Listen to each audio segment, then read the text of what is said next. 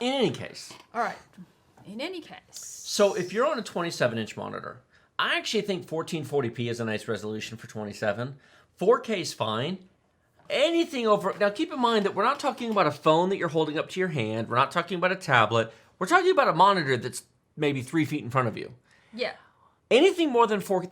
There's a diminishing returns. A certain percentage of people simply can't see more because their eyesight's not great. A lot of people want to give absolute statements like, oh, you just can't see the pixels beyond a certain resolution at a distance.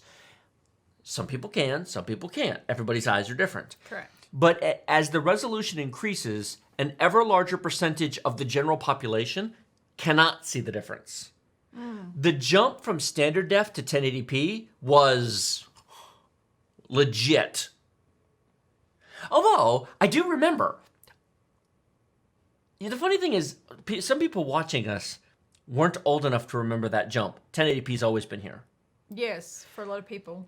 When 1080p first came out, like nearly 20 years ago, nearly, it wasn't quite, but nearly, there were a lot of people saying that you could not tell the difference between 720p and 1080p. They were basically the same, and 1080p was a waste of money. Good, big difference. Two things. Most of those people were looking at not 1080p content.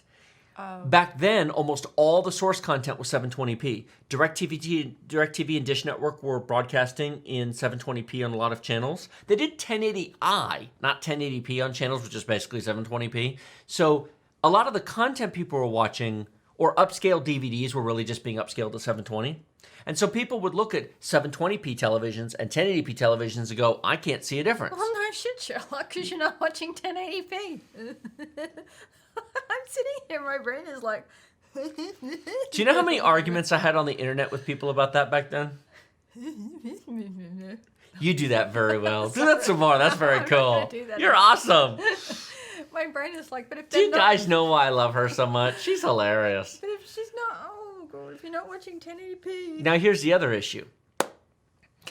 There's also the fact that if you're used to a 25-inch CRT tube TV and you go to 720p, it's amazing.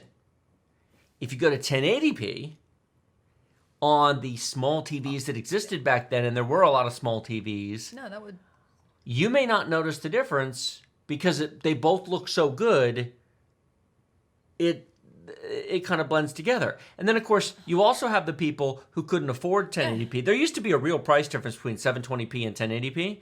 And so you are also going to get a percentage of the audience who they have a 720p TV, and they're defending it. Yeah, look, I remember that. The jump from 480p to 720p, and then how bad 720p looked over, on a TV. Well, yeah, somebody made the comment, low bit rate. Even if you're watching 1080p at the low bit rates that the initial cable HD and the initial DirecTV had, some of the initial 1080p content didn't look very good. But once the compression got better and the Blu-rays got mastered better and the content got better. Do you remember the first time we watched Planet Earth on Blu-ray? Oh, yeah.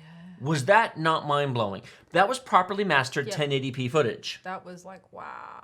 But so much of the other stuff, because we got our first 1080p, we got a 46-inch Sony. It was a lot of money. It was a lot But we got a good deal. We actually bought that at Best Buy of all places. We did, actually. I negotiated. Did you guys know that you can negotiate at Best Buy? You can actually haggle the prices of TVs at Best Buy, if you didn't know that. Because they wanted something like, I don't know. They wanted over $3,000 for it. We paid, what, $2,600 for it? $2,750, I remember. Was it $2,750? Mm-hmm. Rogue's awesome. Because I had to pick it up. I was busy.